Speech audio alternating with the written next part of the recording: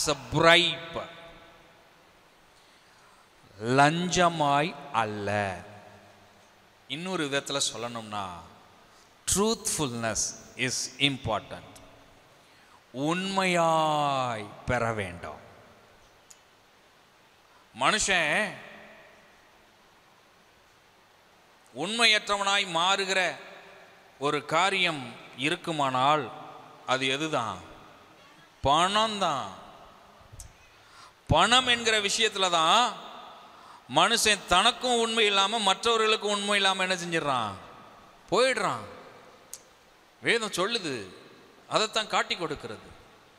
அதனால இதுல விசுவாசிகள் உண்மையாய் பணத்தை பெறுகிறவர்களாய் மாற வேண்டும்.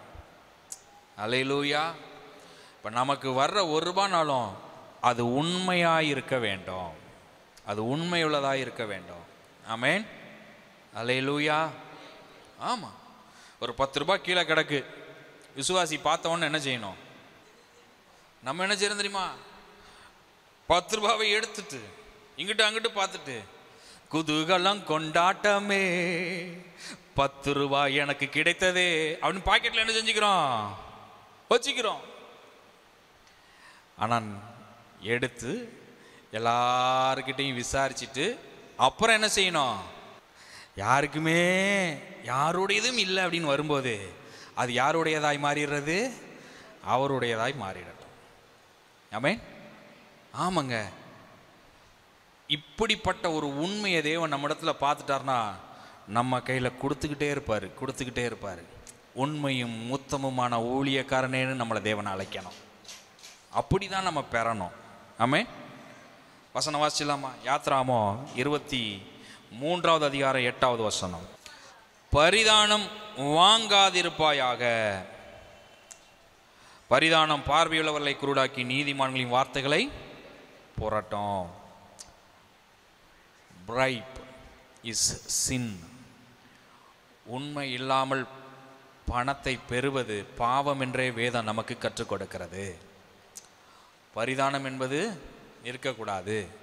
பரிதானம் வாங்குகிறவர்களின் பார்வைக்கு அது எப்படி இருக்குமா? பரிதானம் வாங்குறவங்களுக்கு அது எப்படி இருக்கும்? ரத்தினம் போல இருக்குமா? அப்பா, உட்கார்ந்த இடத்துலையே ₹1000, உட்கார்ந்த இடத்துலையே ₹10,000, அப்படி அவங்களுக்கு ரத்தினம் போல என்ன செய்யுது? தோணுது.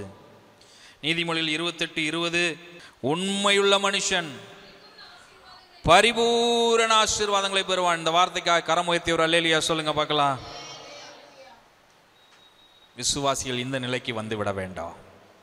நீங்க பரிபூர்ணமான ஆசீர்வாதத்தை பெறணும்னா பெறுவதில் உண்மையுள்ளவர்களாக இருங்கள். வர்றது எல்லாம் சரியாய் இருக்கும் என்று ஒருபோதும் எண்ணிக்கொள்ள வேண்டாம்.